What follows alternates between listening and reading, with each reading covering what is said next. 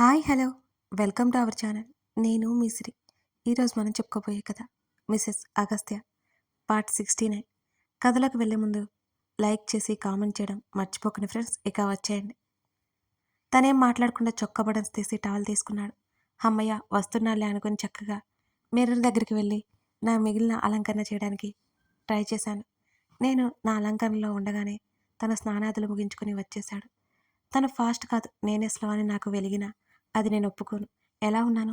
తన వైపు చూస్తూ తనకు ఎదురుగా నిలబడి అడిగాను. కళ్ళతోనే నన్ను పైనుండి కింద వరకు స్కాన్ చేశాడు అగస్త్య. నా చేతిని పట్టుకుని వెనక్కి తిప్పి వెనక నుంచి హత్తుకున్నాడు. Looking hot. నా మెడ మీద ముద్దు పెట్టుకుంటూ చెప్పాడు తను. చిచి, పొగొడ్డం కూడా రాదు నీకు. ఎవరైనా అలా చెప్తారా అని లోపల సంబరపడుతూ బయటికి మాత్రం కోపం నటించాను నేను. నాకు ఇలాగే పొగడ్డం వచ్చు. నా నడుము చుట్టూ ఆడుకుంటున్న తన చేతులు తీసేస్తూ దూరం జరిగాను. చాలా. తను మిర్రర్లో చూసుకుని జుట్టు సరిచేసుకుంటున్నాడు.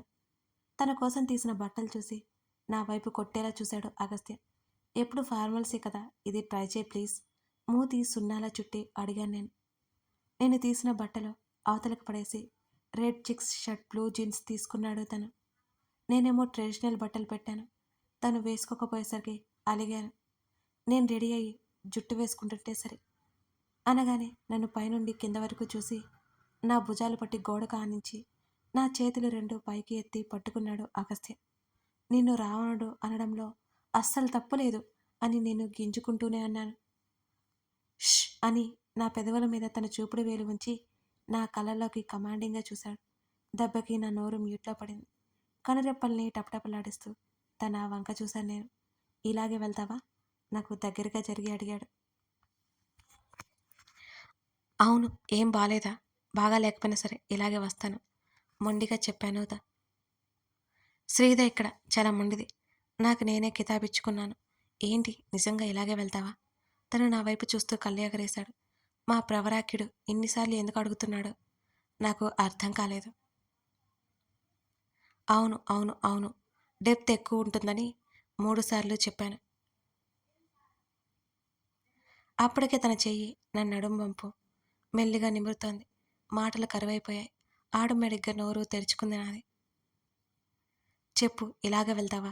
తన మునివేళ్ళు అక్కడి నుంచి నాభి మీదకి చేరడం తాళలేక గట్టిగా కళ్ళు మూసేసుకున్నాను. సెనోరిటా, మాట్లాడవేంటి?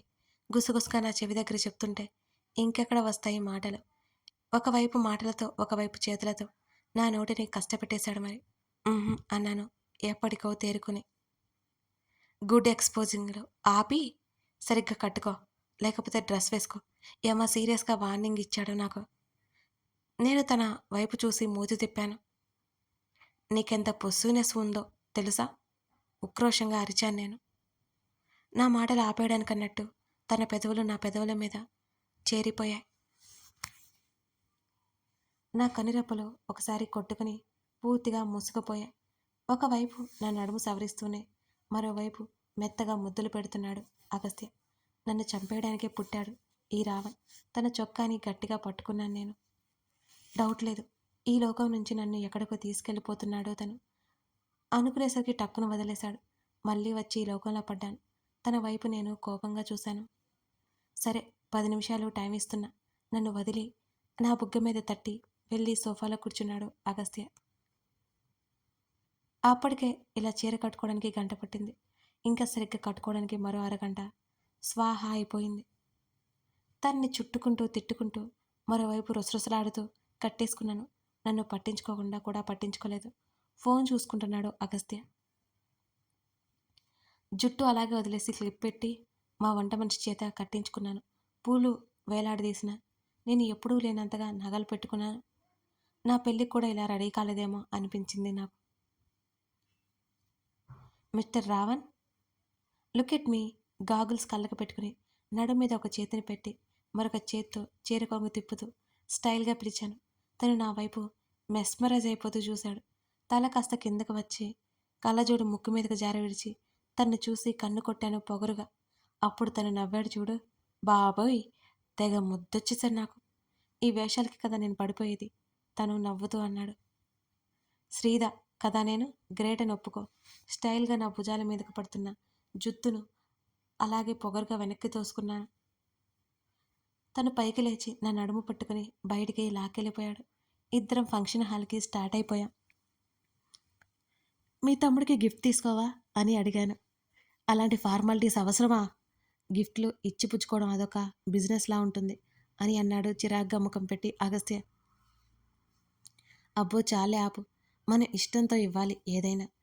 నువ్వు ఇవ్వు కానీ తీసుకోకు, సరిపోతుంది కదా అని అన్నాను నేను. మనం ఇచ్చింది వాళ్ళు తీసుకుంటే వాళ్ళు ఇచ్చింది మనం తీసుకోకుండా ఉండడం తప్పు కదా. పాయింట్ తీశాడు మా రావణ్.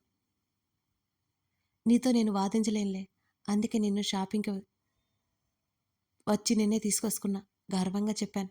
తనేం మాట్లాడలేదు.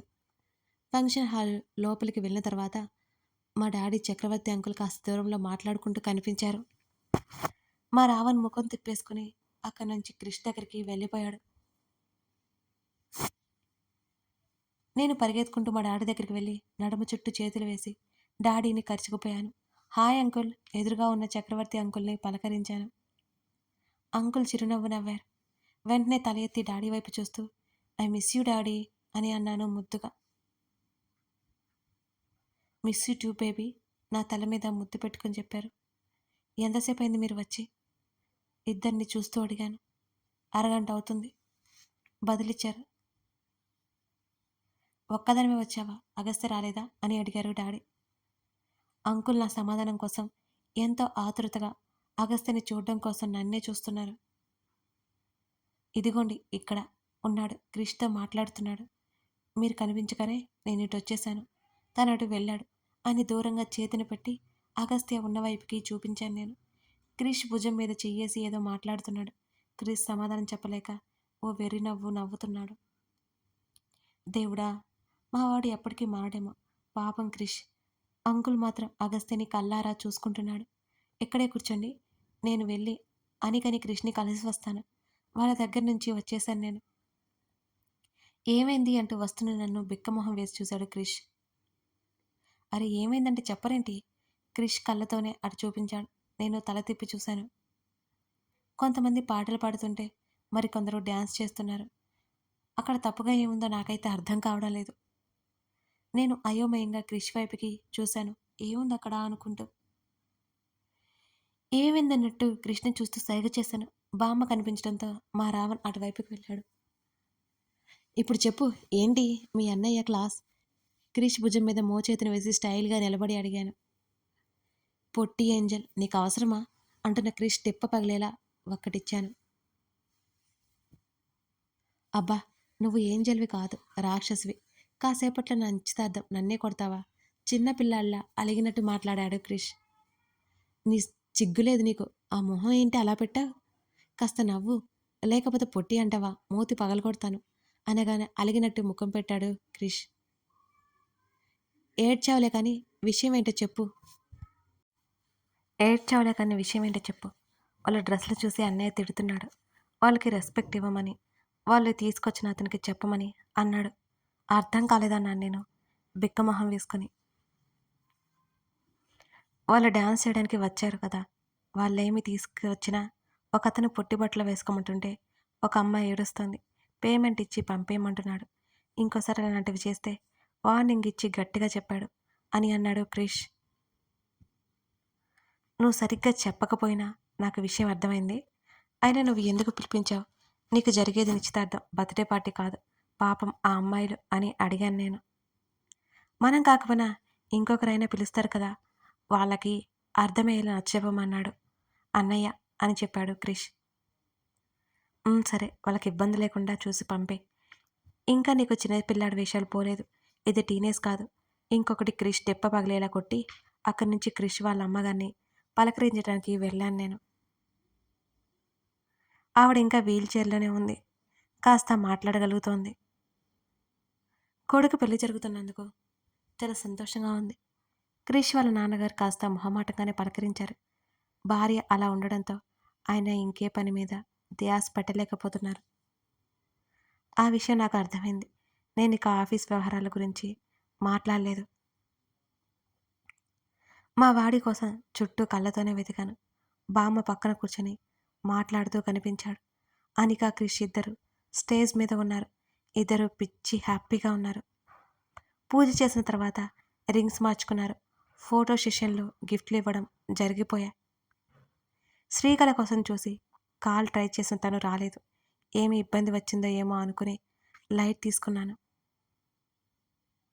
నేను మా రావణ్ని తీసుకుని స్టేజ్ మీదకి వెళ్ళి గిఫ్ట్ ప్రజెంట్ చేశాను. ఇద్దరం ఫోటో తీసుకుని అక్కడి నుంచి వెంటనే కిందకొచ్చేసాం. నేను మా డాడీ దగ్గర ఉంటాను అని తనకి చెప్పేసి తుర్రుమన్నాను. అంకుల్ డాడీకి జ్యూస్ తీసుకువెళ్ళి ఇచ్చి డాడీ పక్కన కూర్చున్నాను నేను. ఎలా ఉంది శ్రీ? ఏ విషయంలోనైనా మీకేం ఇబ్బందిలా అని అంకుల్ అడిగారు. అలాంటిదేమీ లేదు అంకుల్, మీ అబ్బాయి ఉన్నారుగా, ఇంకా ఇబ్బంది లేకుండా చూసుకుంటాడులే అని నవ్వుతూ చెప్పాను నేను. వెంటనే ఏదో గుర్తుకొచ్చి డాడీ వైపుకి తిరిగి నన్ను చూడ్డానికి మీరు అసలు రావడం లేదేంటి ఆ అని చిరుకోపంగా అరిచాను. నేను బిజీ అయిపోయినరా, నువ్వు రావచ్చు కదా. డాడీ నన్ను కూల్ చేయడానికి మెల్లిగా మాట్లాడుతున్నారు. మీకంటే బిజీ నాది, రోజు కాలేజీకి వెళ్ళాలి తెలుసా? అలకగా ముఖం పెట్టాను నేను. మేం మాట్లాడుతుంటేనే అంకుల్ నవ్వుతూ చూశారు మా వైపు. అప్పుడప్పుడు అగస్త్య కోసం అంకుల్ చూస్తూనే ఉన్నారు. అతనెటు వెళ్తే అటు అంకుల్ కళ్ళు తిరుపుతూనే ఉన్నాడు. పాపం అనిపించింది అంకుల్ని చూస్తుంటే. మళ్ళీ మా వాడిని విలని చేయాలని నాకు లేదు. ఎందుకంటే తన బాధ నేను స్వయంగా దగ్గరుండి చూశాను. ఖచ్చితంగా వీళ్ళని కలపాలి. కానీ ఎలా? డాడీతో కాసేపు మాట్లాడాను. అగస్త్య కారు దగ్గరికి వెళ్ళాక కాల్ చేశాడు. ఇద్దరికి చెప్పేసి వచ్చి కారెక్కి తన పక్కన కూర్చున్నాను నేను. నా వైపు ఒకసారి చూసి డ్రైవింగ్ స్టార్ట్ చేశాడు తను. ఎందుకని ముఖం అలా పెట్టుకున్నావు అని అడిగాడు అను. నీ మీద నాకు కోపం వస్తుంది. తన వైపు పూర్తిగా తిరిగి అన్నాను. ఎందుకు అని అడిగాడు కనీసం నన్ను చూడకుండానే. నేను చెప్పను అంతే అని చెప్పాను. తను నన్ను అసలు ఒక ప్రశ్న కూడా అడగలేదు. అయినా ఏదైనా విషయంలో క్యూరియాసిటీ ఉండదేంటి ఈ బాబుకి? నన్ను ఇంటి దగ్గర డ్రాప్ చేసి ఏదో పని ఉందని వెళ్ళిపోయాడు. డ్రెస్ చేంజ్ చేసుకొని ఫ్రెష్ అయ్యి బెడ్ మీద వాలిపోయాను. తీరిగ్గా ఓ కునుకు తీస్తే గాని నాకు మనసు ప్రశాంతంగా అనిపించలేదు. ఫోన్ కాల్ వస్తుంటే మత్తుగా కళ్ళు తెరిచాను. ఫోన్ ఎక్కడుందో తడుముకుని అది చేతుల్లోకి తీసుకున్నాను. హలో, కాల్ చేసింది ఎవరో కూడా తెలియలేదు నాకు. వినిపించాయి నాకు. ఎవరై ఉంటారు అంటూ కళ్ళు తెరిచి చేతిలో ఉన్న ఫోన్ వైపుకి చూసుకున్నాను. ఎవరిదో ప్రైవేట్ నెంబర్. అసలు ఎవరో అర్థం కాలేదు నాకు. హూ ఆర్ యూ అని అడిగాను నేను అనుమానంగా. ఆ గొంతు ఎక్కడో విన్నట్టుంది. హలో డియర్ అని అన్నాడు తను. రామ్! ఒక్క క్షణం నా గుండె జల్లుమంది. వావ్! భలే కనిపెట్టావు శ్రీ. అందుకే నువ్వంటే నాకిష్టం అని అన్నాడు రామ్. నిజంగానే రామ్. రామ్ అంటే నాకు కాల్ చేశాడు. ఎందుకు కాల్ చేశాడు నాకు అర్థం కాలేదు. తెలియకుండానే చెమటలు పట్టాయి నాకు. మాట్లాడవేంటి డియర్? రామ్, నాకెందుకు కాల్ చేశావు? ఇంకోసారి ఎలా అంటే అలా పిలిస్తే పళ్ళు రాలిపోతాయి అని కోపంగా అరిచాను నేను. నీకొక న్యూస్ చెప్పాలని కాల్ చేశాను డియర్. ఒక్కసారి వీడియో కాల్ ఆన్ చేసుకో అనగానే చంపేస్తా ఇడియట్.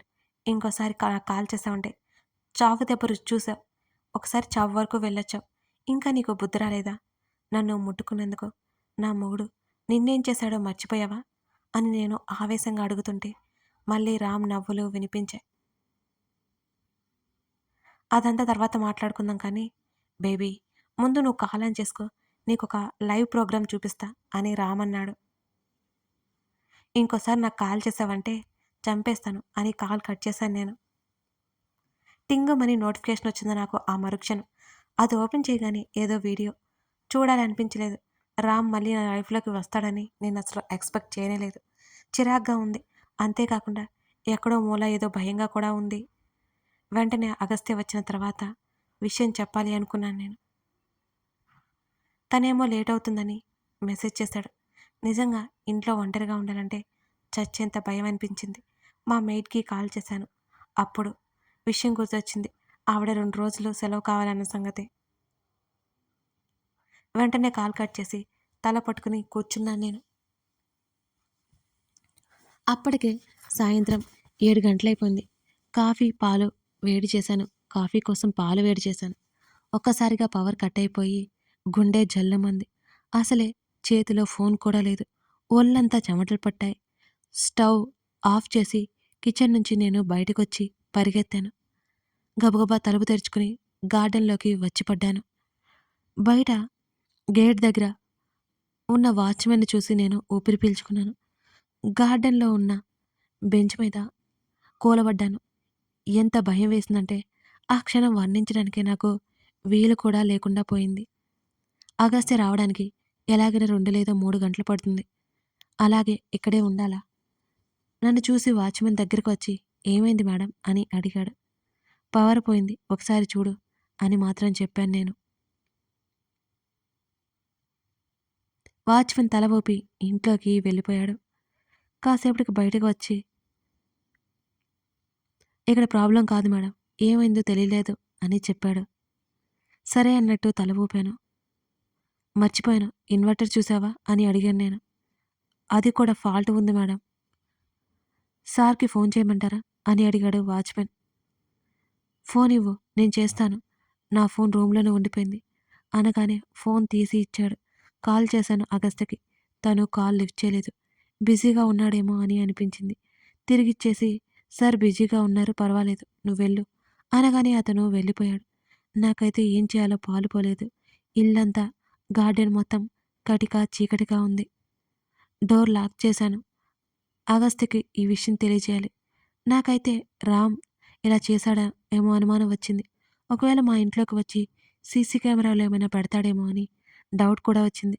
వెంటనే వాచ్‌మెన్ దగ్గరికి పరిగెత్తుకుంటూ వెళ్ళి మళ్ళీ ఫోన్ తీసుకుని మా డాడీకి కాల్ చేశాను. నాకు మతిమరుపు ఎక్కువ. డాడీ, అగస్త్య నంబర్స్ తప్ప ఇంకేం నాకు గుర్తులేవు ఆ క్షణంలో. కథ కొనసాగుతోంది. ఇప్పుడు శ్రీధ తన డాడీతో మాట్లాడుతుందా? అగస్త్య వచ్చే వరకు ఏదైనా జరగబోతుందా? రామ్ ఇదంతా చేస్తున్నాడా? తెలుసుకోవాలి అంటే తర్వాత భాగం చూడాల్సిందే. కథ నచ్చితే లైక్ చేసి కామెంట్ చేయడం మర్చిపోకండి. అలాగే మరిన్ని వీడియోస్ కోసం మన ఛానల్‌ని సబ్స్క్రైబ్ చేసుకోండి friends. Thank you for watching this video.